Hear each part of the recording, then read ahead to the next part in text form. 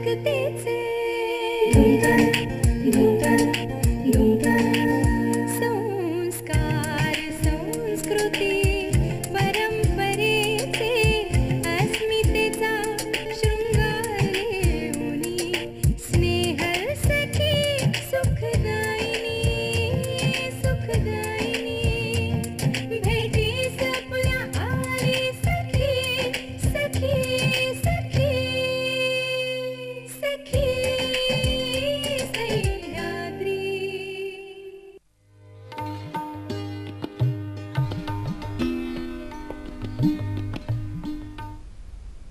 नमस्कार. सखी सह्याद्रीमध्ये मी पल्लवी मुजुमदार आपल्या सगळ्यांचं मनपूर्वक स्वागत करते. आवक जावक आणि बचत या सगळ्याचा ताळेबंद आपल्या सगळ्यांना व्यवस्थित हवा असतो आणि यासाठी आवश्यकता आहे ते म्हणजे जेव्हा म्हणतो तेव्हा आर्थिक नियोजनाची गरज काय आहे, त्यामध्ये प्राधान्यक्रम काय असले पाहिजेत, त्याचं नियोजन म्हणजे नेमकं काय, सोन्याचे वाढते भाव आणि त्याचबरोबर त्याविषयी असलेलं आकर्षण, आज 21व्या शतकामध्ये नोकरी व्यवसाय यामध्ये असलेली अस्थिरता आणि या दृष्टिकोनातनं गुंतवणूक बचत हे सगळं नियोजन, या सगळ्या गोष्टींचा जेव्हा आपण विचार करतो तेव्हा हे सगळे प्रश्न तुमच्या आमच्या मनात सतत असतात. या सगळ्या प्रश्नांची उत्तरं आजच्या भागात. आजचा सखी सह्याद्रीचा भाग आहे सुनियोजित गुंतवणूक आणि ही आहे आर्थिक मार्गदर्शन या आपल्या सदरामध्ये. आर्थिक नियोजन या अंतर्गत याविषयी जाणून घेऊया आणि मार्गदर्शन करत आहेत अरुण सिंग सर. सर नमस्कार. सखी सह्याद्रीमध्ये आपलं मनपूर्वक स्वागत. आजचे आपले तज्ज्ञ अरुण सिंग यांच्याविषयी सांगायचं तर गेली 15 वर्ष पोर्टफोलिओ मॅनेजर म्हणून ते काम करतात. वैयक्तिक आणि व्यावसायिक पातळीवर ते या दृष्टिकोनातनं मार्गदर्शन करतात. देश परदेशात या दृष्टिकोनातनं व्याख्यानं, माहितीपर लेख, पुस्तकं, TV, रेडिओ या सगळ्या माध्यमातून आपल्या परिचयाचं असं हे व्यक्तिमत्व आहे. आपला सहभागी तितकाच महत्त्वाचा आहे. संपर्कासाठी दूरध्वनी क्रमांक चटकन टिपून घ्या 24908050 24988050. मुंबई बाहेरचे प्रेक्षक आणि मोबाईलवरून डायल करताना 022 हा STD कोड आहे. छोटीशी विनंती, प्रश्न विचारताना TV सेटचा आवाज थोडासा कमी ठेवा जेणेकरून आमचा आवाज तुमच्यापर्यंत व्यवस्थित पोहोचू शकेल. त्याचबरोबर विषयाच्या अनुषंगाने नेमके प्रश्न आम्हाला तुमच्याकडून अपेक्षित आहेत. आपल्या गप्पांना सुरुवात करूया, पण त्याचबरोबर आजच्या भागात आणखीन काय आहे चटकन बघूया हायलाइट्स.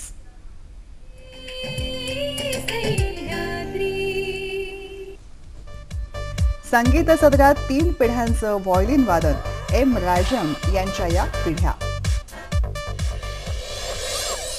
फिटनेस आणि योग या अंतर्गत डंबेलचे व्यायाम.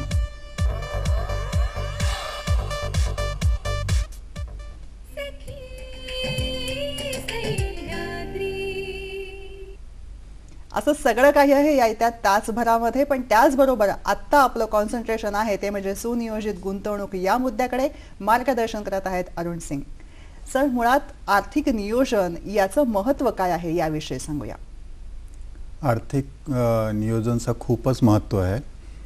सर्वात इम्पॉर्टंट काय असतो की माणूस 2 वेनी पैसे कमवत असतो. आयदर तो सर्व्हिस करतो किंवा बिझनेस करतो आणि प्रत्येक माणसाचा काय ना काय खर्च असतो. ते खर्च केल्यानंतर किंवा समजा टॅक्स वगैरे वजा केल्यानंतर त्याच्याकडे काय शिल्लक राहतो आणि तो कसा प्लॅनिंग करतो, म्हणजे तो कुठे बचत करतो, कुठे गुंतवणूक करतो, त्याला आपण आर्थिक नियोजन म्हणू शकतो. आणि तो कुठे पोचणार ते सर्व गोष्टी डिपेंड करतात की तो आर्थिक नियोजन कसं करतो. उद्दिष्ट आपलं स्पष्ट असलं पाहिजे. येस. मग आता उद्दिष्ट जेव्हा स्पष्ट असलं पाहिजे असं म्हणतो तेव्हा आर्थिक नियोजनामध्ये उद्दिष्ट काय असायला हवं. आता दुर्दैव अशी आहेत की सर्व लोक फक्त प्रॉडक्टमध्ये सेव्हिंग किंवा गुंतवणूक करत असतात. लोक LIC विकत घेतात, कुठे सोन्यामध्ये गुंतवणूक करत असतात किंवा प्रॉपर्टी घेत असतात. पण मी नेहमी सांगतो की तुमचं आयुष्याचे काहीतरी गोल्स असणार. समजा आपल्याला लहान मुलं आहेत तर लहान मुलांचा एज्युकेशनचा प्लॅनिंग असणार, हायर एज्युकेशनचा प्लॅनिंग असतो किंवा त्यांचा मॅरेज प्लॅनिंग असतो आणि डे 1 पासून आपला स्वतःचं रिटायरमेंट प्लॅनिंग. हे उद्दिष्ट जर तुम्ही ठरवलं म्हणजे तुम्ही पहिल्यापासून ठरवलं की हे गुंतवणूक मी माझा रिटायरमेंटसाठी करतोय, अच्छा, पहिल्या दिवसापासून हे उद्दिष्ट क्लिअर असलं पाहिजे तर तुमचं रिटायरमेंट प्लॅनिंग तुम्ही खूप चांगल्या प्रकारे करू शकता. बरं. जेव्हा पहिल्या दिवशीच आपण म्हणतो की निवृत्तीनंतरच्या योजना आखायच्या आहेत, तेव्हा हे थोडंसं सामान्य माणसाच्या दृष्टिकोनातून गंमतशीर वाटतं का? होय, सर्वात इम्पॉर्टंट काय आहे की जेवढा तुम्ही लवकरात लवकर गुंतवणूक सुरुवात करणार बरं. तेवढा तुमचा रिटायरमेंट प्लॅनिंगला पैसा खूप कमी लागणार. बरं. जेवढा तुम्ही लेट करणार, पॉवर ऑफ कंपाऊंडिंग ज्याला अल्बर्ट आइन्स्टाईनने सांगितलं, हा 8वा अजूबा, 8वा आश्चर्य आहे. अच्छा. की खरोखर तुम्ही जर खूप लहान इन्व्हेस्टमेंट केलात, म्हणजे स्टार्टिंगला भले किती सॅलरी असेल, माणसाला काय असं वाटतो की आपल्याला खूप मोठा पगार पाहिजे, तेव्हाच आपण फायनान्शियल प्लॅनिंग किंवा आर्थिक नियोजन करू शकतो, किंवा माझा खूप बाहेरचा मोठा इन्कम पाहिजे. काहीच गरज नाही.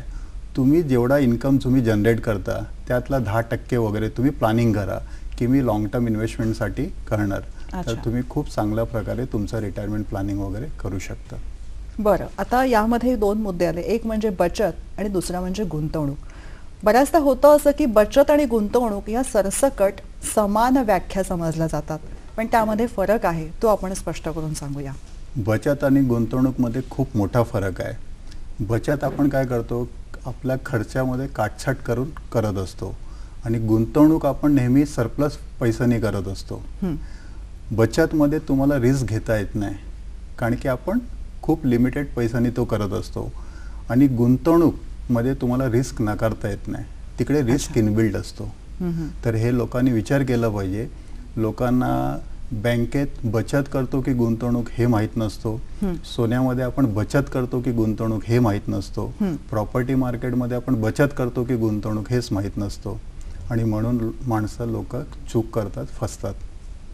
या सगळ्या विश्लेषणामधनं एक ठळक दिसतं आहे की मुळात नेमकं काय कशासाठी करतोय ह्या प्रश्नाचं उत्तर आपल्या सगळ्यांना स्पष्ट असायला हवं.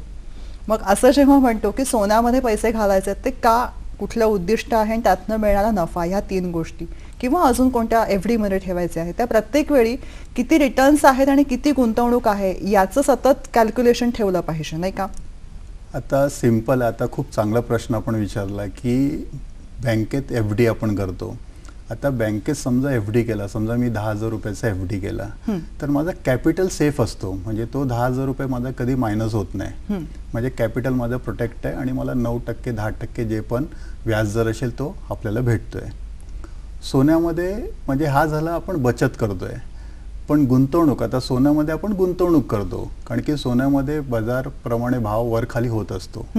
ठीक आहे, म्हणजे आपण बघितलं की 2013 मध्ये 32,000 रुपयाचा भाव गेला होता, आणि आता 28,000 28,500 जवळपास आहे. तर गुंतवणूकमध्ये खूप काही गोष्टीचा फरक पडत असतो. इंटरनॅशनल मार्केटचा फरक पडत असतो, आपल्या देशाची इकॉनॉमी कशी चालली त्याचा फरक पडत असतो. तर हे सर्व गोष्टी आपण विचार केला पाहिजे. लोक चूक काय करतात की समजा ज्या गोष्टीमध्ये खूप भाव वाढत चाललाय, लोक तिकडे पैसे लावतात. लोक आपलं सेव्हिंगचा, हार्ड अर्न मनी ते विड्रॉ करतात, PPFचा, लॉंग टर्म इन्व्हेस्टमेंटचा, आणि ते तिकडनं विड्रॉ करतात आणि सोन्यामध्ये गुंतवणूक करतात किंवा कुठच्याही प्रोडक्टमध्ये गुंतवणूक करतात. त्यांना असं वाटतो की फक्त सोन्याचा भाव वर जाणार, असा नसतो. जी गोष्ट वर जाते ती खाली पण येते. रिस्क आहे, म्हणजे म्हणून मी नेहमी सांगत असतो की रिस्क आहे, त्याच्यामध्ये रिस्क नकारून आपल्याला चालणार नाही, ते लक्षात आपण ठेवलं पाहिजे. बरोबर आहे. हा एक चांगला मुद्दा आला, तो म्हणजे धोका. पण मुळात गुंतवणूक आहे तेव्हा त्याचे आपल्याला रिटर्न्स मिळणार आहेत, मग तिथं धोकाही आहे, आणि हेच तत्व शेअर बाजारामध्ये खूप मोठ्या प्रमाणामध्ये अवलंबलं जातं की इथं आज मी 100 टाकलेले आहेत आणि ह्याचे माझे 1000 कमी वेळामध्ये, कमी कालावधीमध्ये होणार आहेत. धोका आहे पण मी तो पत्करणार आहे, अशी मानसिकता सामान्य जनांमध्ये मोठ्या प्रमाणात दिसते. मग या बाबतीमध्ये सारासर विचार कसा करावा, अभ्यासपूर्ण विचार कसा असावा? परत आपण जे पहिला प्रश्न होता तिकडेच आलो की आर्थिक नियोजन केलं पाहिजे.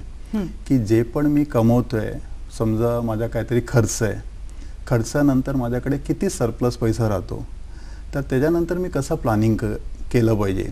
म्हणजे सर्वात पहिलं आहे की मी डायरेक्ट जाऊन शेअर मार्केटमध्ये कधीही इन्व्हेस्टमेंट केलं नाही पाहिजे. अच्छा. सर्वात इम्पॉर्टंट काय की आपला आर्थिक पाया कसा असला पाहिजे, की माझा पहिला सर्वात इम्पॉर्टंट आहे की हेल्थ इन्शुरन्स असला पाहिजे, माझ्याकडे लाईफ इन्शुरन्स असला पाहिजे, माझ्याकडे शॉर्ट टर्मसाठी बँकेत FD असलं पाहिजे, कंटिन्जन्सी इमर्जन्सी फंड मेंटेन केलं पाहिजे. आणि हे सर्व झाल्यानंतर, म्हणजे पाया मजबूत झाल्यानंतर मग आपण इन्व्हेस्टमेंटचा आणि शेअर मार्केटमध्येचा इन्व्हेस्टमेंट करण्याचा विचार केला पाहिजे. बरं, एक आपल्याकडे एक छानपैकी पिरॅमिड तुम्ही आणलेलं आहे, ते पण आपण प्रेक्षकांना बरोबरीने सांगूया. त्या पिरॅमिडच्या पद्धतीने कसं पुढे जायचं तेही सांगा. Yes yes. आता हे पिरामिड दिसतोय आपल्याला, तर 5 टप्पे आहेत. म्हणजे सर्वात पहिला तिकडे काय दिलंय की एका साईडला रिस्क आहे आणि एका साईडला रिटर्न्स आहे. फायनान्शियल मार्केटमध्ये जेवढा आपण रिस्क घेतो तेवढा जास्त रिटर्न्स आपल्याला भेटतात. तर प्रत्येक पैसा आपण रिस्कमध्ये इन्व्हेस्टमेंट केला पाहिजे का, तर नाही. सर्वात पहिला आहे की प्रोटेक्शन. त्याच्यामध्ये की सर्वात टर्म इन्शुरन्स आहे, म्हणजे तुम्ही खूप कमी पैशामध्ये आपला इन्शुरन्स करू शकता. आपण प्रॉपर्टी घेतो, असेट तयार करतो, पण असेटचा इन्शुरन्स करत नाही, ते खूप कमी पैशामध्ये आपण करू शकतो. व्हेकल असेल तर आपण इन्शुरन्स कंपल्सरी आहेत. विदाऊट इन्शुरन्स आपण गाडी रस्त्यावर आणू शकत नाही, नाहीतर पोलीस पकडणार. तर जे गोष्ट कंपल्सरी ते आपण करतो, जे गोष्ट कंपल्सरी नाही ते आपण करत नाही. हेल्थ इन्शुरन्स म्हणजे मला वाटतं 10% लोकांचा पण हेल्थ इन्शुरन्स नाही. पण या चॅनल माध्यमातून मी हे रिक्वेस्ट करतो की प्रत्येकाने हेल्थ इन्शुरन्स काढा. आरोग्य विमा हा अत्यावश्यक सर्वात इम्पॉर्टंट आहे. कारण की काय झालं की ही अशी गोष्ट आहे जी आपल्या हातात नाही. आपण आजारी कधीही पडू शकतो.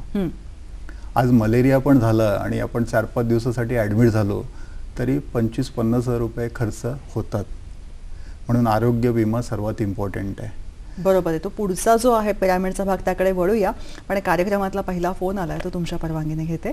भारत वावळ आपल्याशी बोलतायत डोंबिवलीहून. नमस्कार. सर, आजचा विषय सुनियोजित गुंतवणूक खूपच चांगला आहे आणि आपणास सरांकडून खूपच चांगलं मार्गदर्शन मिळतं, त्यामुळे धन्यवाद सर.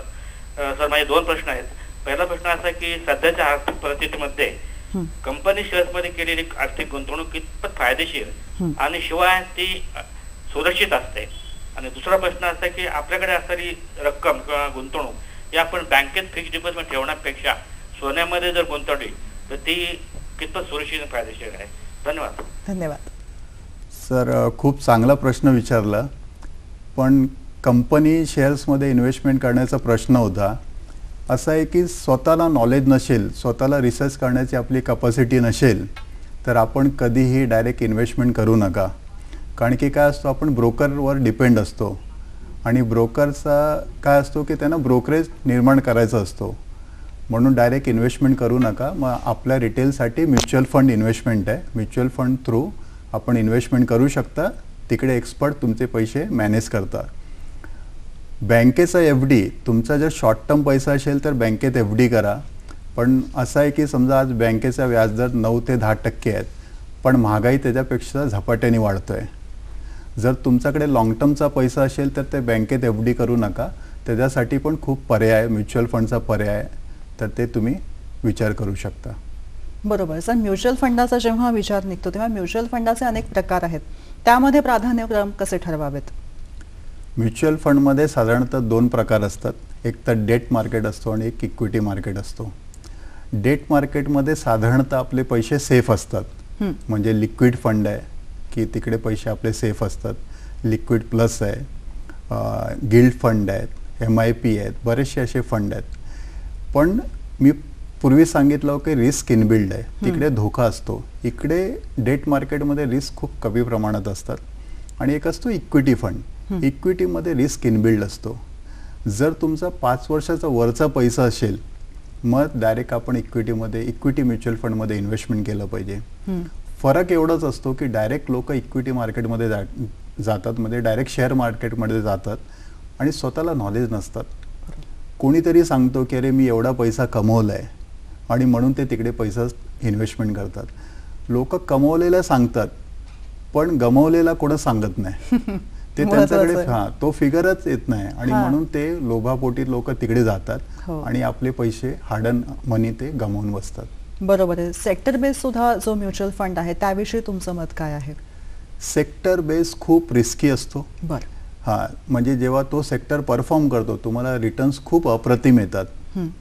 पण कधीही डायरेक्ट सेक्टर बेसमध्ये जायचं नाही. पहिला तुम्ही डेट मार्केटने सुरुवात करा, नंतर बॅलन्स फंडमध्ये आपण जाऊ शकतो, नंतर हळूहळू आपण इक्विटी फंडमध्ये आपण इन्व्हेस्टमेंट करू शकतो. बरं. जर तुम्हाला थोडासा नॉलेज आला किंवा असं, कारण की सेक्टर कुठचा परफॉर्म करणार आपल्याला काहीच माहीत नसतो.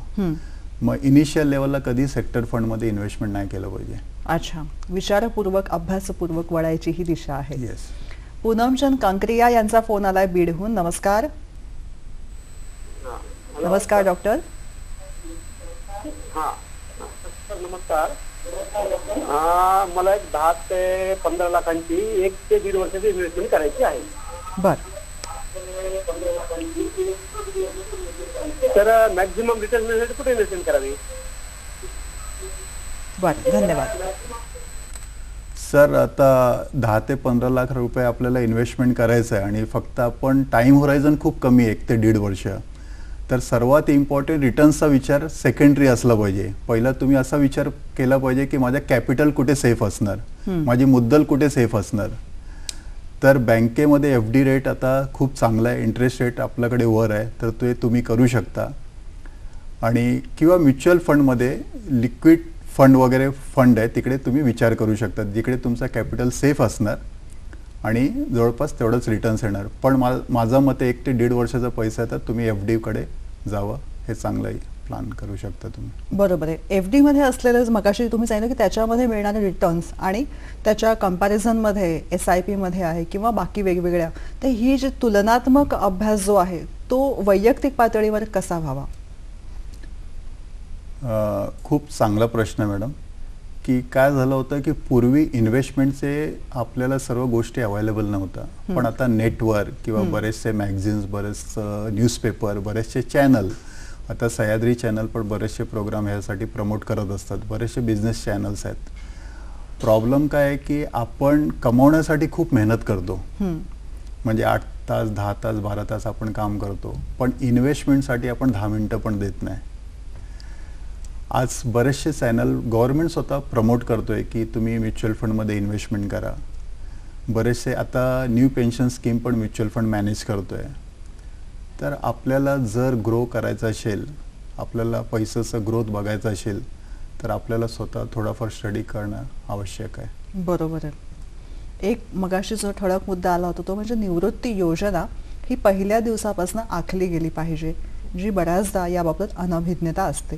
मुळात निवृत्ती योजना ही आदर्श कशी असावी आणि त्याचं नियोजन कसं, याविषयी विस्तृतपणे माहिती द्या.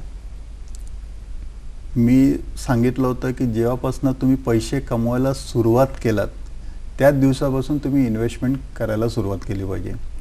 त्याच्यामध्ये सर्वात इम्पॉर्टंट काय असतात की जेवढा माणूस कमी वयात सुरुवात करणार, खूप कमी पैसे लागतात, ठीक आहे, आणि आपल्याकडे वेळ खूप इम्पॉर्टंट आहे. लोकांना इन्व्हेस्टमेंट किंवा आर्थिक नियोजनमध्ये काय समजतात की खूप मोठा पैसा पाहिजे, काहीच गरज नाही.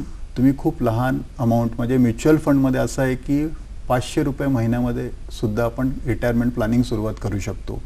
काही म्युच्युअल फंड 100 रुपये महिना पण एक्सेप्ट करतात. वन टाइम इन्व्हेस्टमेंट करायचा झाला तर आपण 5,000 रुपये पण इन्व्हेस्टमेंट करू शकतो. बरोबर आहे. तर जेवढा जास्त वेळ तेवढा जास्त आपण रिस्क घेऊ शकतो, कारण की इनिशियल लेवलला रिस्पॉन्सिबिलिटी आपल्याकडे खूप कमी असते.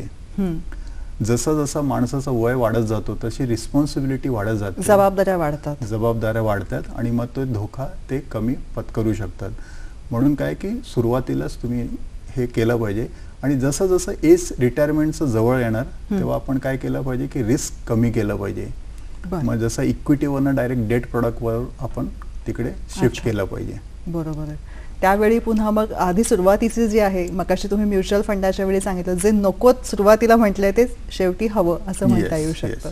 पुढचा फोन आलाय पुण्याहून. रवींद्र कुडाळकर आपल्याशी बोलतायत. नमस्कार. नमस्कार सर, आपण खूपच छान मार्गदर्शन करत आहात.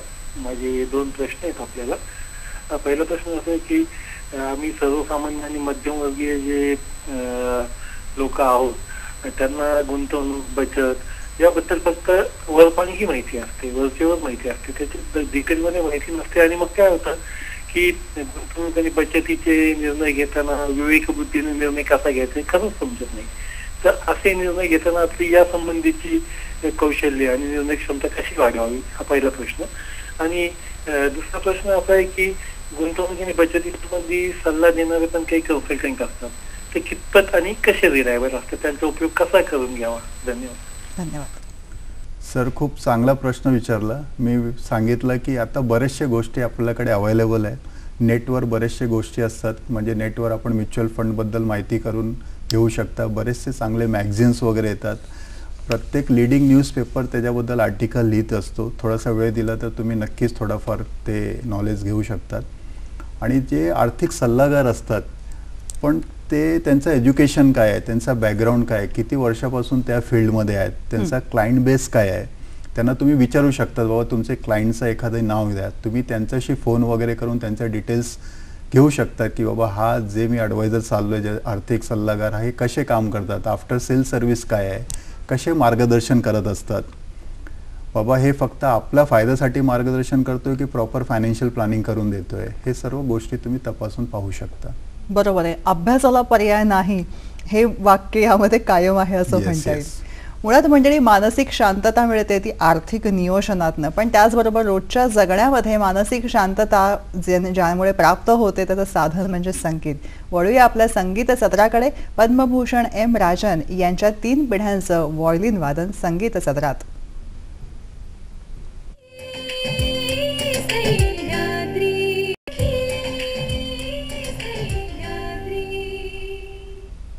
3 पिढ्यांचं आनंददायी संगीत साधना अशी ही होती. मानसिक शांतता समाधान देणारी ही संगीत साधना. वळूया आपल्या विषयाकडे. सुनियोजित गुंतवणूक याविषयी मार्गदर्शन करतात अरुण सिंग सर. सर, जेव्हा सुनियोजित गुंतवणूक असं आपण वारंवार सांगत आहोत तेव्हा एक मुद्दा येतो, तो म्हणजे या गुंतवणुकीचे काही फॉर्म्युलाज आहेत का? किती टक्के मला बचत करायची आहे, किती टक्के मी गुंतवणूक करायची आहे आणि किती टक्के म्हणजे लायबिलिटी, लोन किंवा जावक असली पाहिजे याविषयी? परत खूप चांगला प्रश्न विचारला मॅडम. लोक ह्याच्यावर लक्ष देत नाही. जसं आपण ECG बघतो तसं आपण हे पण बघितलं पाहिजे की आपण आर्थिक नियोजन कसं करतोय. जेवढं आपण सेव्हिंग करतो म्हणजे जे पण आपण बचत किती पर्सेंटेज केलं पाहिजे, जे आपण कमवतो पैसे पण आपण किती पर्सेंटेज सेव्हिंग केलं पाहिजे, बचत केलं पाहिजे, तर कमीत कमी 30% तुम्ही बचत करण्याचा प्रयत्न केला पाहिजे. बरं. कारण की आपला भारत देशाचा रेशिओ पण तोच आहे की 30 ते 32% आपण सेव्हिंग करत असतो. ठीक आहे. म्हणून आपण 2008चा मंदी पण पचवू शकलो की आपल्याकडे सेव्हिंग रेशिओ खूप चांगला आहे. पण आत्ता हल्ली नवीन पिढी काय असतात की स्पेंडिंगवर खर्च खूप करतात आहे. आज के लिए जीना है, आज के लिए जीना है असा त्यांचा फॉर्म्युला झाला आहे. आणि सेम तसंच आहे की आपण जेव्हा लोन आपल्यावर EMI किती असला पाहिजे तर 30% EMI किंवा लोन आपण तेवढा ठेवला पाहिजे. ते पर्सेंटेज मेंटेन केलं पाहिजे. 40%चं वर गेला तर कुठेतरी प्रॉब्लेम होतोय, म्हणजे ICU केस होत चाललाय, ते आपण लगेचच ॲक्शन घेतलं पाहिजे तिकडे. असं 30% गुंतवणूक, 30% जी आहे ती आपली लायबिलिटी असली पाहिजे आणि बाकीचा पैसा हा नियोजनपूर्वक खर्च केला पाहिजे. येस, खूप चांगलं. आपण सिंपल आहे की आपण लोक सांगतात की पैसे सेव्हिंगच होत नाही, कारण की बजेट कोण बनवत नाही. प्रत्येक माणसाने ब्लॅक अँड व्हाईट मध्ये आपलं बजेट बनवलं पाहिजे. एवढा मोठा भारत सरकार आहे त्यांना पण आपल्याला बजेट बनवावा लागतो की माझे पैसे येणार कुठून आणि जाणार कुठून, की म्हणजे 1 रुपयामध्ये मला टॅक्स कुठे येतोय, डायरेक्ट टॅक्स, इनडायरेक्ट टॅक्स कुठे येतोय आणि माझा खर्च कुठे कुठे होणार, त्यांना पण बजेट बनवावा लागतो. पण आपण कॉमन मॅन कधीच आपण त्याच्यावर लक्ष घालत नाही आणि म्हणून आपण ते प्रॉब्लेममध्ये फसत असतो. लोक सांगतात जेवढा मी कमवतोय तेवढाच खर्च होतोय किंवा त्याच्यापेक्षा जास्त खर्च होतोय. जर तुम्ही बजेट बनवला तर तुम्ही बघू शकता की हा चुकीचा खर्च कुठे होतोय, ते कुठेही मी कंट्रोल करू शकतो. हे सर्व तुम्हाला ब्लॅक अँड व्हाईट मध्ये दिसू शकतो. बरोबर आहे. बजेट मुळात त्यासाठी तुम्ही खास अभ्यासपूर्वक अशी एक प्रश्नावली बनवलेली आहे, त्याविषयी सांगा की स्वतःला तपासायचं कसं, की माझं बजेट हे व्यवस्थित मी आखलेलं आहे का, यामध्ये मी उणे अधिक करायला कुठे जागा आहे, याविषयी मार्गदर्शन करा. जसं मी सांगितलं की माणूस 2 वेनी पैसे कमवत असतो. तो आयदर सर्व्हिस करतो किंवा बिझनेस करतो. ठीक आहे. आणि 2 प्रकारचा इन्कम असतो, एक ॲक्टिव्ह आणि एक पॅसिव्ह इन्कम. ॲक्टिव्ह म्हणजे जे मेहनतीने आपण कमवतो आणि पॅसिव्ह म्हणजे विदाऊट मेहनतीने जे पैसे येतात. समजा माझ्याकडे एखादी प्रॉपर्टी आहे, मी रेंटवर दिला, मला भाडं येतोय, किंवा मी कुठेतरी इन्व्हेस्टमेंट केलं आहे म्युच्युअल फंडमध्ये, शेअर मार्केटमध्ये, मला डिव्हिडंड येतो आहे, मी बँकेत FD केलं आहे, मला इंटरेस्ट येतो आहे, तर तो झाला माझा पॅसिव्ह इन्कम. आणि नंतर खर्च असतो, आपला बेसिक खर्च असतात, घराचा खर्च असतात, मग मुलांचं एज्युकेशन वगैरेचा खर्च जे कंपल्सरी आहे. बरोबर. आणि 21st सेंचुरी म्हणजे 21 शतकामध्ये काय झालं आहे की लाईफस्टाईल एक्सपेन्सेस बाय प्रॉडक्ट आला आहे आपल्याकडे, तो खर्च खूप वाढत चालला आहे. आत्ताच मी काही महिन्यापूर्वी RBIचा डेटा वाचत होतो की तिकडे लाईफस्टाईल एक्सपेन्सेस 40% वाढत चाललाय. अच्छा. आणि मग काही ना काय आपण इन्व्हेस्टमेंट केलेला असतो, म्हणजे आपला इन्शुरन्स असतो, हेल्थ इन्शुरन्स असतो. म्हणजे मग समजा माझा एका ठिकाणी इन्कम आहे आणि एका ठिकाणी एक्सपेन्स कॉलम आहे, म्हणजे ते इन्कम मायनस एक्सपेन्स माझ्याकडे काय सरप्लस राहतो आणि मग त्याला आपण प्लॅन केलं पाहिजे. आपण हे विचार करत नाही की किती पर्सेंटेज माझा हेल्थ इन्शुरन्स असला पाहिजे किंवा कितीचा हेल्थ इन्शुरन्स जीवन विमा आणि हेल्थ लाईफ इन्शुरन्स असला पाहिजे, किती टक्के इन्व्हेस्टमेंटमध्ये असला पाहिजे, हे पण विचारच करत नाही आणि म्हणून आपण सफर होत असतो. बरोबर आहे. म्हणजे जीवनशैलीच्या अनुषंगाने वाढते खर्च हे नियोजनामधला पुन्हा एक महत्त्वाचा भाग येतो, नाही का? Yes yes. पुढचा फोन आलेला आहे. सुनीता सामंत आपल्याशी बोलतायत बोरिवलीहून. नमस्कार. मी सुनीता सामंत बोरिवलीहून बोलते की म्युच्युअल फंड सगळेजण रेकमेंड करतात, पण बरेचदा त्याचं प्रिन्सिपल कमी होतं. असं का होतं? प्रिन्सिपल अमाऊंट कमी होते त्याची आणि तरी सगळेजण म्युच्युअल फंड का रेकमेंड करतात असं? मॅडम, खूप चांगला प्रश्न विचारला तुम्ही. पहिलंच मी सांगितलं की म्युच्युअल फंडमध्ये रिस्क इनबिल्ड आहे, कारण की हा बचतीचा भाग नाही, तो गुंतवणूकचा भाग आहे. म्हणून तिकडे रिस्क काय म्युच्युअल फंडमध्ये, तर टाईमचा रिस्क आहे. म्हणून मी सांगितलं होतं की 5 वर्षाचा वरचा पैसा असेल म्हणूनच तेवढाच पैसा तुम्ही म्युच्युअल फंडमध्ये इन्व्हेस्टमेंट करा. आणि बरेचसे फॅक्टर्स असतात की फंड कसा मॅनेज केला जातो, एक्सपेन्स रेशिओ काय आहे. पण सर्वात इम्पॉर्टंट आहे की लेमन लँग्वेजमध्ये आपण सांगायचं झालं तर तुम्हाला लाँग टर्म पैसा असेल तिकडेच इन्व्हेस्टमेंट करा. जेव्हा मार्केट खाली येणार तर तुमचा पैसा खालीच येणार, कारण की बेस प्रॉडक्ट काय, त्याचा शेअर आहे, इक्विटी आहे. ठीक आहे. समजा मंदीमध्ये आला, आता 2008 नंतर मार्केट मंदीमध्ये होता, तर कंपनीचा प्रॉफिट रेशिओ वगैरे कमी होतात, तर म्हणून तो तुम्हाला निगेटिव्ह दिसतात. पण जर तुम्ही टिकून राहिला तर तुम्हाला चांगले रिटर्न्स म्युच्युअल फंडमध्ये दिसणार. बरोबर सर. या अनुषंगाने मगाशी आपलं डिस्कशन सुरू असताना पिरॅमिडमध्ये आपण समजावून सांगत होतात की नेमका कसा तो पिरॅमिड काम करतो. त्यातला विमा हा मुद्दा आपला झाला होता. पुढचे मुद्दे आपण सांगूया. आता कंटिंजन्सी फंड लोक मेंटेन करत नाही. कंटिंजन्सी म्हणजे इमर्जन्सी फंड आहे, आपत्कालीन. आपण ह्युमन बिंग आहोत, कधीही प्रॉब्लेम येऊ शकतो, आपल्या हातात नाही असतात. कधीही समजा कोणाचं आपल्या घरी असं देव न करो कोणाला काय प्रॉब्लेम झाला पाहिजे, पण हॉस्पिटलाइज करण्याची पाळी आली, तर आपण काय करतो की इमर्जन्सी फंड कधीच मेंटेन करत नाही. जेवढा तुमचा खर्च आहे, म्हणजे एक्सपेन्सचा बाजू असतो, कमीत कमी 3 ते 6 महिन्याचा खर्च कुठेतरी इमर्जन्सी म्हणून ठेवला पाहिजे आपण. त्याला कधीच हात नाही लावायचा. माझा त्याच्यावर किती रिटर्न्स असतो ह्याचा कधीच विचार नाही करायचा. तो आयदर सेव्हिंग बँक अकाउंटमध्ये आपला असला पाहिजे किंवा म्युच्युअल फंडमध्ये एक लिक्विड फंड असतो, त्याला नावच दिलं लिक्विड फंड, कधीही लिक्विडेट करू शकतो. तर तिकडे आपण सेव्हिंग केलं पाहिजे. का? कारण की 2008 मध्ये जेव्हा भयानक मंदी आली तेव्हा किती लोकांचा जॉब गेला. आता समजा जॉब गेला, पण आपण पहिलं डिस्कशन केला की आताचा यंग जनरेशन काय करतोय की तो खूप खर्च करतोय, आज के लिए जीना हा त्यांचा असा हे झालाय. पण समजा तुम्ही कमवताय, ठीक आहे, चाललाय, तर प्रत्येक गोष्टी आता आपण EMI वर घेतो. आता घर, जॉब लागला म्हणजे घर पाहिजे, मग आपण घर EMI वर, मग गाडी पाहिजे, मग प्रत्येक ते EMI चालू झाला. समजा आपला जॉब गेला, आपला इन्कम स्टॉप झाला, पण EMI काय स्टॉप होत नाही. म्हणून त्याच्यासाठी आपण काय केलं पाहिजे की आपण कंटिंजन्सी फंड मेंटेन केला पाहिजे. जॉबवर काय प्रॉब्लेम झाला, 3 ते 6 महिन्यामध्ये आपण नवीन जॉब शोधू शकतो. म्हणून कधीही इमर्जन्सी फंड नाही. तर आपण काय करतो की ठीक आहे, जे गोष्टी इम्पॉर्टंट आहेत ते आपण करतो आणि इन्व्हेस्टमेंट बाजूला टाकतो. चला आज इन्शुरन्सचा प्रीमियम आहे, नंतर भरूया, हेल्थ इन्शुरन्सचा प्रीमियम नंतर भरूया, आणि मग तो कुठेतरी पॉलिसी लॅब्स होतात, हेल्थ इन्शुरन्सचा पॉलिसी लॅब्स होतात आणि आपलं पूर्ण फायनान्शियल प्लॅनिंग, आर्थिक नियोजन कोलॅप्स होतो. बरोबर आहे. विचार, दूरदृष्टी म्हणतात ती ह्यालाच, नाही का, की सगळ्या गोष्टी असं होऊ शकेल किंवा असं होणार नाही, नाही होणं हेच उद्दिष्ट असावं, पण झालं तरी मी तयार आहे. येस. पुढचा फोन आलेला आहे. दत्तात्रय बोलतायत रत्नागिरीहून. नमस्कार. नमस्कार, बोला. नमस्कार. Hello sir. प्रश्न विचारा. हा, नमस्कार सर. माझा प्रश्न होता सर. हॅलो. सलग प्रश्न विचारा तुमचा. मी शिक्षक आहे बरं. आणि माझी जर गुंतवणूक करायची असेल इन्कम टॅक्सच्या दृष्टिकोनातून तर कशात गुंतवणूक करावी? बरं. त्यांचं वय विचारायचं आहे हा, आपल्याला. वय. वय काय आहे आपलं सर? वय 45 वय. पुन्हा सांगा. वय 45 आहे. 45. ठीक आहे, धन्यवाद. सर, इन्कम टॅक्स सेविंगसाठी बरेचसे पर्याय आपल्याकडे. तर जर तुम्हाला वेल्थ क्रिएशन करायचं असेल, म्हणजे रिटर्न जास्त करायचं असेल, तर म्युच्युअल फंडमध्ये ELSS फंड आहे, इक्विटी लिंक सेविंग स्कीम करू शकतात. म्हणजे काय काय पर्याय आपल्याकडे अंडर सेक्शन 80C, जिकडे आपल्याला इन्कम टॅक्समध्ये बचत हे भेटतो, टॅक्स सेविंग होतो. आपण LIC प्रीमियम असतो, 1 लाखापर्यंत तिकडे तुम्ही सेविंग करू शकतात. तुम्ही पोस्ट ऑफिसमध्ये सेविंग करू शकतात 1 लाख. 1 लाख PPF मध्ये तुम्ही सेविंग करू शकतात आणि 1 लाख रुपये म्युच्युअल फंडमध्ये. टोटल बजेट 1 लाखाचं आहे.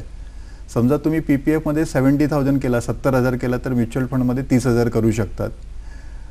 पण आज सर्वात जास्त रिटर्न्स म्हणजे सेफ प्रॉडक्टमध्ये PPF मध्ये 8.7% रिटर्न्स आहे तिकडे.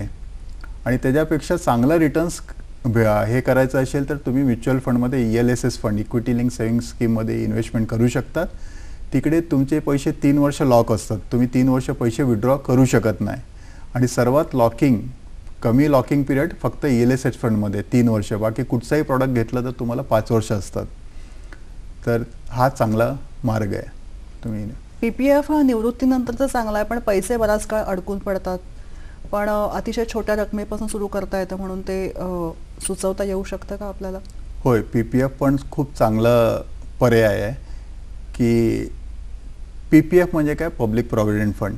कुठचाही नॅशनल म्हणजे state bank of India, post ऑफिसमध्ये मी किंवा नॅशनलाइज बँकेत बरेचसे मी तिकडे अकाउंट उघडू शकतो. मिनिमम 500 रुपये आणि मॅक्झिमम 1 लाखपर्यंत मी तिकडे सेविंग करू शकतो. कमीत कमी 500 रुपये तुम्ही सेविंग केलंच पाहिजे, नाहीतर ते अकाउंट बंद करतात म्हणजे काहीतरी ते इंटरेस्ट जास्त ते दंड आकारतात आणि परत हे करतात. 15 वर्षाचा लॉकिंग पिरियड असतो. 15 वर्षानंतर लेटर वगैरे देऊन आपण प्रत्येक 5 वर्षी ते एक्सटेंड करू शकतो. म्हणजे PPF आपल्याकडे का आकर्षक आहे? कारण की मॅच्युरिटी म्हणजे जेव्हा आपले मॅच्युअर होतात तेव्हा सर्व ते टॅक्स फ्री असतात आणि म्हणून तो आकर्षक आहे. कारण की FD मध्ये पैसा टॅक्सेबल असतो, पोस्ट ऑफिसमध्ये पैसा आपला टॅक्सेबल असतो. म्हणून PPF आपल्याकडे चांगला मार्ग आहे. बरोबर आहे. कार्यक्रमाआधी बोलताना तुम्ही एक चांगला मुद्दा काढला होता, तो म्हणजे इन्कम टॅक्स एक्सपेन्सेस मॅनेज करायला हवेत. ही मॅनेजमेंट कशी करावी? एक्सपेन्सेस कसा मॅनेज केला पाहिजे? परत आपण बजेटवर गेलं पाहिजे. म्हणून की आपल्या एक्झॅक्ट एक्सपेन्सेस काय काय आहे. की आपण लाईफस्टाईल एक्सपेन्सेसवर खूप खर्च करतोय. आता कसं झालं, आपण मॉलमध्ये जातो, जी गोष्ट गरज नसेल तेच आपण विकत घेऊन येतो. ती खरोखर गरज आहे काय? आपल्याकडे एक मोबाईल असतो, चालू असतो, व्यवस्थित काम चाललेलं असतो, पण काहीतरी नवीन मोबाईल दिसतो, आपण इम्पल्स होतो आपण आणि लगेच तो आपण विकत घेतो. म्हणजे काय केलं आपण? नवीन लायबिलिटी क्रिएट केलं. आपण असेट आणि लायबिलिटीमध्ये फरक आपल्याला माहीत नसतो. तर लायबिलिटी आपल्याला मॅनेज करता आला पाहिजे की आपल्याला कुठे खरोखर गरज आहे तिकडेच आपण तो पैसा खर्च केला पाहिजे.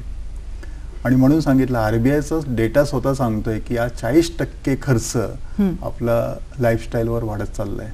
ते आपण कुठेतरी कंट्रोल केलं पाहिजे. म्हणजे या सगळ्याचं मूळ शेवटी जीवनशैलीशी येतं, संस्कारांशी येतं, की जे आपल्या पूर्वजांनी लिहून ठेवलेलं आहे. आवश्यक असेल तरच पाकिटाला हात लावून तिथे जाऊ देत, अदरवाईज ते असंच राहू देत, उपयोगाला येतील भविष्यासाठी. संस्कार संस्कृती ही मुळं आर्थिक नियोजनापाशी आहेत. याविषयी आणखीन जाणून घेऊया, पण वेळ झाली छोट्याशा विश्रांतीची. ब्रेकनंतर सखी सह्याद्रीमध्ये आपलं पुन्हा एकदा स्वागत. सुनियोजित गुंतवणूक हा आजचा आपला विषय आहे. मार्गदर्शन करत आहेत अरुण सिंग सर. तर मुळात गुंतवणूक करताना एक सतत मुद्दा असतो की कुठे मला व्याज दर हा जास्त मिळेल. मग यामध्ये परदेशी प्रलोभनं सुद्धा आहेत की जिथं जास्तीत जास्त रिटर्नचा आपल्याला जाहिरातींमधनं सतत एक आपल्याला दिसत असतं, मोह पडत असतो. मग अशा वेळी जास्तीत जास्त रिटर्नचं कॅल्क्युलेशन कसं करावं? देशामध्ये करावं, परदेशामध्ये करावं? एक तर हा खूप महत्त्वाचा प्रश्न आहे. आज भारत देशामध्ये खूप चांगला व्याजदर आहे. फक्त मला वाटतंय भारत देशाला सोडून ब्राझीलमध्ये इंटरेस्ट रेट व्याजदर खूप जास्त आहे. आज आपले पैसे किती वर्षात दुप्पट होतात हे लोकांना माहीतच नसतो. की समजा मी 10,000 रुपये कुठेतरी FD करायला गेलो तर ते 20,000 कधी होणार, किती वर्ष लागणार. तर एक सोप्पा फॉर्म्युला आहे, फॉर्म्युला 72 72. म्हणजे 72 भागिले व्याजदर. 72 भागिले व्याजदर. समजा मी 10,000 रुपये FD करायला गेलो आणि बँकेने मला सांगितलं 10% व्याजदर आहे, तर 72 भागिले 10 म्हणजे 7 वर्ष 2 महिन्यामध्ये माझे पैसे दुप्पट होणार. समजा 8% आहे तर 72 भागिले 8 म्हणजे 9 वर्षात माझे पैसे दुप्पट होणार. तर साधारणतः भारत देशामध्ये 8.5 ते 8.25 वर्षात आपले पैसे दुप्पट होतात आहे. बरं. आता जर मी जापानमध्ये सांगितलं तर शॉक होणार तुम्ही. जापानमध्ये व्याजदर एवढा कमी आहे की तिकडे दुप्पट व्हायला 122 वर्ष लागतात. म्हणजे आपले 8.5 8.25 वर्षामध्ये दुप्पट होतात आहे, तिकडे 122 वर्ष लागतात. एक आयुष्यमान आहे. एक आयुष्यमान आहे. म्हणून काय केलं पाहिजे की आज परदेशाचे बरेचसे लोक आपल्याकडे इन्व्हेस्टमेंट करतात आहे. अच्छा. आपलं शेअर मार्केटमध्ये पण बरेचसे फॉरेनर FI ज्याला आपण म्हणतो ते आपल्याकडे इन्व्हेस्टमेंट करतात, कारण की इकडे व्याजदर जास्त आहे. पण हे खूप काळ आपल्याला ठेवता येणार नाही. आपल्याला पण वर्ल्ड लेवलला कम्पीट करायचं असेल तर आपल्याला पण व्याजदर कमी करावाच लागणार. अच्छा. म्हणून मी नेहमी सांगत असतो की आज व्याजदर चांगला आहे, तुम्ही आत्तापासून इन्व्हेस्टमेंट करा. इकडे पण हळूहळू पूर्वी एकेकाळी व्याजदर 14% होता. हो खरं. 14वरनं 12% झाला, 12%वरनं 10% झाला, आता 8% झालं आहे. तर हे कमी होत जाणार, वाढणार नाही. म्हणजे RBI कंट्रोल करत असतो शॉर्ट टर्मसाठी, म्हणजे आपलं महागाई कसं चाललंय काय चाललंय ते RBI कंट्रोल करत असतो. पण खूप काळ एवढा मोठा इंटरेस्ट रेट आपल्याला ठेवता येणार नाही, कारण की आज अमेरिकामध्ये पण बघितला तर 1 ते 1.5% व्याजदर आहे. ठीक आहे. तर आता काय झालं, ग्लोबल इकॉनॉमी झालाय. आता आपण असं सांगू शकत नाही की आपला इकॉनॉमी फक्त काय प्रॉब्लेम नाही होणार. आपण एकमेकाशी जोडले गेलो, सर्वांचा इफेक्ट आपल्यावर होतो. हा फार महत्वाचा मुद्दा नाही का. येस. पुढचा फोन आलेला आहे. प्रसाद जोशी आपल्याशी बोलतात बदलापूरहून. नमस्कार. बोला प्रसाद. हा नमस्कार मॅडम. बोला. प्रथम आपल्याला धन्यवाद देतो कारण प्राचीन परिवारांचं वायडी आपण ऐकवलं. दुसरं सरांना असा माझा प्रश्न आहे की म्युच्युअल फंडात गुंतवणूक करताना कुठल्या म्हणजे सुरक्षिततेसाठी कुठल्या प्रकारचा व्यवसाय करणाऱ्या कंपन्या निवडाव्यात. आणखी पारंपरिक पद्धतीमध्ये आपण सोन्यामध्ये गुंतवणूक करतो, परंतु काही लोक मेटल्स मध्ये गुंतवणूक करतात, म्हणजे अनेक प्रकारच्या मेटल्स मध्ये. तर त्याच्याबद्दल माहिती द्या. धन्यवाद. पहिला प्रश्न असा होता की म्युच्युअल फंडमध्ये सेफ्टी वगैरे कुठे हे करायचा. तर म्युच्युअल फंडमध्ये एक चांगला काय असतो की म्युच्युअल फंडमध्ये फंड मॅनेजर असतात, म्हणजे आपल्याला होमवर्क करायची काही गरज नसते. म्हणजे चांगलं कंपनीचं म्हणजे कुठचा कंपनीचा म्युच्युअल फंड आपण निवडलात तर ते फंड मॅनेजर बाकीचे काम करतात, ते एक्सपर्ट असतात, त्यांच्याकडे खाली खूप मोठा रिसर्चचा टीम असतो. दुसरा प्रश्न असा होता की मेटल्स वगैरेमध्ये, तर मी सांगणार हा खूप रिस्की आहे. कमोडिटी मार्केट खूप रिस्की असतो, बऱ्याचशा गोष्टीचा त्याच्यावर इम्पॅक्ट होत असतो. म्हणजे इकॉनॉमी कसं चाललं आहे, करन्सी कसं चाललं आहे, इंटरेस्ट रेट कसं चाललं आहे, मंदी आहे तेजी आहे. तर म्हणून तिकडे एक्सपर्टचा सल्लाच घेऊन आपण इन्व्हेस्टमेंट केलं पाहिजे. डायरेक्ट मेटल्स वगैरेमध्ये आपण इन्व्हेस्टमेंट कधीच केलं नाही पाहिजे. आपण चुकतो कुठे, ज्या गोष्टीचा नॉलेज नसतो आपण तिकडे जर आपण गुंतवणूक करायला जातो आणि तिकडे आपण फसतो. म्युच्युअल फंडमध्ये एवढाच फरक आहे की तिकडे एक्सपर्ट असतात, कोणतरी एक्सपर्ट आहे तुमचा पैसा मॅनेज करायला, म्हणून तुमचा रिस्क टोटल हे होत नाही पण कमी होतात, रिस्क तुमचा कमी होतात तिकडे. बरोबर आहे. जसं सोन्याविषयी आकर्षण आहे तसंच प्रॉपर्टी इन्व्हेस्टमेंट हा सुद्धा एक कायमस्वरूपी आकर्षणाचा मुद्दा राहिलेला आहे. आणि सोन्याचं मार्केट जसं फ्लक्च्युएट होताना आपल्याला सतत दिसतं, तीच गोष्ट प्रॉपर्टी मार्केटची की आज एक असतं उद्या एक असतं, की प्रेडिक्शन्स किंवा अनुमान त्याविषयी सामान्य वचन लावू शकत नाही. मला कोणी येऊन सांगतं की नाही उद्या प्रॉपर्टीचे भाव वाढणार आहेत, मी तिकडे वळते आणि अचानक कळतं ती प्रॉपर्टी कमी झालेली आहे. हे सामान्य माणसाला नेहमी सामोरं जाणारा मुद्दा आहे. तो अभ्यास कसा असावा? आपण सांगतो अन्न वस्त्र निवारा, म्हणजे हे 3 गोष्टी मूलभूत गरज आहे. पण मला असं वाटतं की हे 3ही गोष्टी आता चॅलेंजवर आल्या आहेत. खरं. आणि प्रॉपर्टीचा रेट एवढा वाढलाय हो. की सर्व लोक एकदम कन्फ्यूज झालेत हम्म. की आपण मुंबई सारख्या एरियामध्ये तर असं झालंय की मोठमोठ्या लोकांना विचार करता येत नाही. हम्म. परत बरेचसे फॅक्टर्स असतात की इंटरेस्ट रेट वगैरे काय चाललंय. म्हणजे समजा इंटरेस्ट रेट कमी झाला तर लोकांकडे इन्कम जास्त येतो, म्हणजे EMI कमी होतो आणि मग लोक जास्त तिकडे हे जातात. पण जेवढी गरज असेल तेवढाच प्रॉपर्टी, म्हणजे जेवढा प्रॉपर्टीची गरज आहे तेवढाच प्रॉपर्टी. पहिला आपला बजेट काय आहे, फायनान्शियल प्लॅनिंग केलं पाहिजे. कारण की काय असतो की प्रॉपर्टी मार्केटमध्ये इन्व्हेस्टमेंट करण्यासाठी कॉमन माणसाकडे पैसा नसतो. अगदी. आपला एक छोटासा घर झाला तर तेच ताऱ्यावरची कसरत असते. कारण की आपण आयुष्यामध्ये सर्वात मोठा पैसा कुठे टाकतो तर ते प्रॉपर्टीसाठी टाकतोय. आज मुंबईसारख्या एरियामध्ये काय भाव चाललाय मला सांगायची गरज नाही, म्हणून आपण हळूहळू लांब लांब लांब लांब चाललोय. तर प्रॉपर्टी मार्केटचा बरेच फॅक्टर्स असतात की आपला इंटरेस्ट रेट काय चाललाय, ठीक आहे, इंटरनॅशनल मार्केटमध्ये काय रेट चाललाय. आज मुंबईसारख्या एरियामध्ये इंटरनॅशनलपेक्षा रेट खूप जास्त आहे, ठीक आहे. तर ते लोकांनी आपलं फायनान्शियल प्लॅनिंग करूनच त्याच्यावर विचार केला पाहिजे. बरोबर आहे. पुन्हा उद्दिष्ट क्लिअर असणं, स्पष्ट असणं हा मुद्दा येतो, नाही का? पुढचा फोन आलाय. रवींद्र घोरपडे बोलतायत आपल्याशी. नमस्कार, बोला. हॅलो, बोला. हां नमस्कार, मी डोंबिवलीहून बोलतो, रवींद्र घोरपडे. माझा प्रश्न असा आहे की ज्या वेळेला मार्केट डाऊन असतं त्यावेळेला आपण लमसम म्युच्युअल फंड एखादा घेतो आणि दुसरं SIP जे आहे तर त्याचा साधारण पिरियड किती ठेवावा. आणि दुसरा भाग असा आहे की म्युच्युअल फंडामधनं जे आपल्याला रिटर्न्स मिळतात तर त्यातले लॉंग टर्ममध्ये मोर दॅन 1 इयर म्हणजे आपल्याला जो फायदा होतो त्याला इन्कम टॅक्स बसत नाही. तर असे कोणते म्युच्युअल फंड आहेत की ज्याला आपल्याला लॉंग रिटर्नला इन्कम टॅक्स बसत नाहीत का सगळ्या म्युच्युअल फंडला जे लॉंग रिटर्नला इन्कम टॅक्स बसतो, त्याच्या संबंधी माहिती हवी. बरं, मग त्याचा अभ्यास कसा करावा हे आपण त्यांना सुचवू शकू. जेव्हा मार्केट खाली असतो, सरांनीच म्हणजे प्रश्न पण विचारला, उत्तर पण दिलं की जेव्हा मार्केट खाली असतो तर आपण लमसम इन्व्हेस्टमेंट केला पाहिजे. कारण की तेव्हा मार्केट स्वस्त आहे, म्हणजे तुम्हाला आज गोष्ट स्वस्त दरात भेटतोय, उद्या त्याचा रेट वाढणार, जे भाव खाली आला ते वर जाणार. आता SIP बद्दल विचारला. SIP म्हणजे सिस्टमॅटिक इन्व्हेस्टमेंट प्लॅन, जे आपण रिकरिंग करतो, जसं आपण बँकेत रिकरिंग करतो, पोस्ट ऑफिसमध्ये रिकरिंग करतो, त्याला इकडे नाव दिलं आहे SIP, सिस्टमॅटिक इन्व्हेस्टमेंट प्लॅन, ठीक आहे. प्रत्येक महिन्याला ठराविक दिवशी आपण ठराविक रक्कम आपण गुंतवणूक करत असतो. आता म्युच्युअल फंडमध्ये 1 वर्षाचा वर प्रत्येक म्युच्युअल फंडमध्ये कुठेही आपण गुंतवला तर तो टॅक्स फ्री असतो. म्हणजे 2 प्रकारचे टॅक्सेशन असतात म्युच्युअल फंडमध्ये, एक तर शॉर्ट टर्म आणि एक तर लॉंग टर्म. म्हणजे 1 वर्षाचा वर तुमचा लॉंग टर्म असतो. Long term capital gain tax 0 आहे म्युच्युअल फंडमध्ये. आणि शॉर्ट टर्ममध्ये म्युच्युअल फंडमध्ये TDS नाही आहे. म्हणजे समजा मी एक XYZ रक्कम गुंतवला, त्याच्या वाढून एवढे झाले तर पूर्णचे पूर्ण पैसे म्युच्युअल फंड रिडम्पशनला जेव्हा आपण विड्रॉ करणं तर देतात. आपण स्वतःला जेव्हा आपण फॉर्म 16 वगैरे आपण इन्कम टॅक्स जेव्हा रिटर्न फाईल करतो तर दाखवायचं की माझा एवढा प्रॉफिट झाला आहे आणि प्रॉफिटवर 15% टॅक्स भरावा लागतो. पण कुठचाही म्युच्युअल फंडला long term capital gain tax 0 आहे. हा महत्त्वाचा मुद्दा आहे तो.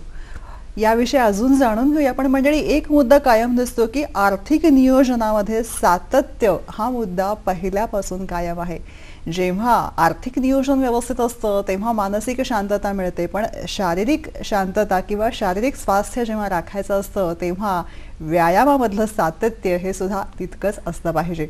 तेव्हा वळूया फिटनेस आणि योग या आपल्या पुढच्या व्यायामाच्या सेगमेंटकडे.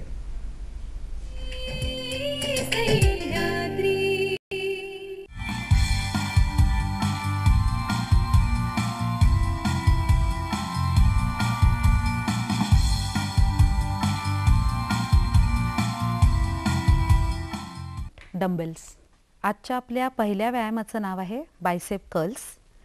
या व्यायामासाठी दोन्ही पायात खांद्यापेक्षा जास्त अंतर ठेवून उभं राहावं. दोन्ही हातांमध्ये डंबेल्स धरून दंड शरीराला चिकटलेले ठेवावेत. डंबेल्स हळूहळू खांद्याच्या दिशेने वर उचलावे आणि सावकाश मूळ स्थितीमध्ये परत आणावेत. डंबेल्स वर उचलताना श्वास सोडावा. डंबेल्स खाली आणताना श्वास घ्यावा. हा व्यायाम केल्यामुळे हाताच्या पुढच्या भागाच्या बायसेप मसल्सला व्यायाम होतो आणि त्याची ताकद वाढते. ह्या व्यायामाचा सुरुवातीला 1 सेट 15 रिपिटेशन्सचा आपण करू शकतो.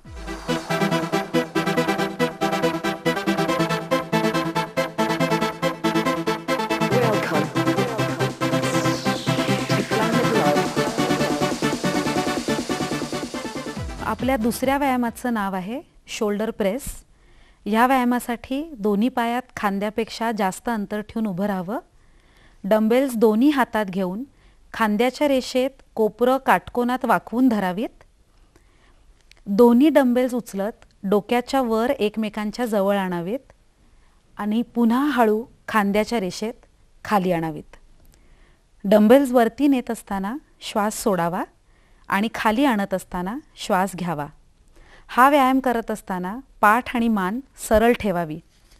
डंबेल्स खाली आणताना खांद्याच्या रेषेच्या फार खाली आणू नये. ह्या व्यायामामुळे खांद्याच्या तसंच मानेच्या स्नायूंची ताकद वाढते.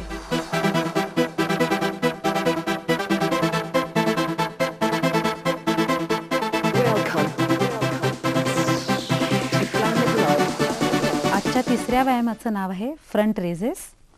ह्या व्यायामासाठी दोन्ही पायात खांद्यापेक्षा जास्त अंतर ठेवून उभं राहावं. दोन्ही हातात डंबेल्स घेऊन हात मांडीच्या समोर धरावेत. दोन्ही हात उचलत खांद्याच्या रेषेत सरळ समोर आणावेत आणि हळू पुन्हा पहिल्या स्थितीमध्ये न्यावेत. डंबेल्स वर उचलताना श्वास सोडावा आणि खाली आणताना श्वास घ्यावा. हा व्यायाम करत असताना पाठ आणि मान सरळ ठेवावेत. खांदे सरळ रेषेमध्ये धरावेत. ह्या व्यायामामुळे खांद्याच्या पुढच्या स्नायूंची तसेच छातीच्या वरच्या भागातल्या स्नायूंची ताकद वाढते.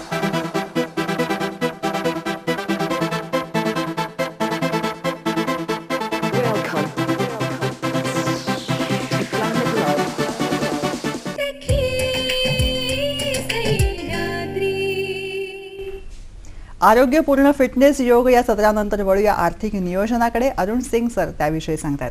सर, जेव्हा आपण नियोजन हा मुद्दा सुरुवातीपासून बोलत आहोत तेव्हा एक मुद्दा कायम आहे की हे सगळं नियोजन का चाललंय, तर निवृत्तीनंतर माझं आयुष्य सुरळीत चालावं हे उद्दिष्ट बहुतांशी वेळा लिस्टमध्ये अगदी सगळ्यात अग्रभागी असतं. निवृत्तीनंतरचं स्वावलंबित्व किंवा निवृत्तीनंतर आर्थिक परिस्थिती कशी असावी वाढत्या महागाईच्या काळामध्ये? खूप चांगला प्रश्न आहे. पण एक मी डेटा सांगतो की रिटायरमेंट नंतर आपल्याकडे किती पर्सेंटेज लोकांची काय परिस्थिती आहे. म्हणजे जेव्हा मी डेटा वाचला तेव्हा स्वतः शॉक झालो की 63% लोक रिटायरमेंट नंतर दुसऱ्यांवर डिपेंड होतात. दुसऱ्यांवर म्हणजे आयदर मुलांवर किंवा चॅरिटीवर. की लोक काय विचार करतात, आत्तापर्यंत मी मुलाला शिकवलं, आता मुलगा कमवतोय, तो पायावर उभा झालाय, त्याला आत्तापर्यंत मी बघितलं, आता त्यांनी बघितलं पाहिजे. पण परिस्थिती आता खूप चेंज होत चालली आहे. ठीक आहे, आता काही मुलं परदेशात जातात, काही मुलं दुसऱ्या स्टेटमध्ये जॉब करायला जातात. दुसरी गोष्ट 9% लोक एक्सपायर्ड होतात म्हणजे रिटायरमेंट नंतर. आणि 23% लोकांना कुठेतरी नोकरी करावं लागतो. अच्छा. का? फक्त त्यांच्या बेसिक गरजा पूर्ण होत नाही. आज पण आपण जर बघितलं सोसायटी वगैरे मध्ये नाईट शिफ्टमध्ये वॉचमॅन वगैरे काम करतात, 12-12 तास काम करतात. कारण का हे असं परिस्थिती येतो? कारण की त्या लोकांनी फायनान्शियल प्लॅनिंग, आर्थिक नियोजनच केलेलं नसतो. म्हणजे कोण समजवणारा नसतो. म्हणजे परत दूरदर्शन आणि सखी सह्याद्रीचं खूप चांगला एफर्ट्स आहे की या गोष्टीसाठी ते खूप लोकांपर्यंत पोचतात, मार्गदर्शन करत असतात. की असं काय गरज नाही की खूप मोठा पैसा असला पाहिजे. तुम्ही छोट्या छोट्या पैशानेच प्लॅनिंग केलं तर खूप गरजेचं आहे. उद्या असं नको की मी माझ्या मुलांवर किंवा चॅरिटीवर डिपेंड आहे. जसं मी लाईफ जगतोय, मी जेव्हा कमवतोय, जे लाईफस्टाईल जसं मी जगतोय रिटायरमेंट नंतर पण तसंच जगता आलं पाहिजे. जर आपण हे सर्व गोष्टीचं आपण प्लॅनिंग केलं तर आपण करू शकतो. बरोबर. नियोजन हा मुद्दा कायम आहे. म्हणजे या सगळ्या चर्चेमधनं एक मुद्दा सतत आपल्यापाशी पोचतो आहे, तो म्हणजे असा की पैसे मिळवणं यासाठी जेवढे कष्ट पडतात, मेहनत आहे, तेवढंच नियोजन, तेवढीच मेहनत त्या गुंतवणुकीसाठी सुद्धा आपण घ्यायला हवी. अगदी छोटं उदाहरण देते. अनुकूल काळ असताना मुंगी सुद्धा रवा साखरेची साठवण करून ठेवते. मग आपण बुद्धिजीवी मनुष्य प्राणी म्हणून जेव्हा जन्माला येतो तेव्हा गुंतवणुकीसाठी, बचतीसाठी थोडासा वेळ द्यायला काय हरकत आहे? विचारा प्रश्न तुमच्या मनाला आणि प्रश्नाचं उत्तर काय येते त्या दृष्टिकोनातून पुढचं पाऊल उचलायला काहीच हरकत नाही. कार्यक्रम कसा वाटला, तुमच्या प्रतिक्रियांची आम्ही वाट बघतोय. पत्ता चटकन टिपून घ्या. निर्माती सखी सह्याद्री, दूरदर्शन केंद्र, वरळी, मुंबई 400030. सर, तुम्ही इथे आलात, थोडक्या वेळामध्ये आणि सोप्या शब्दात मार्गदर्शन केलं, मनपूर्वक आभार मानते.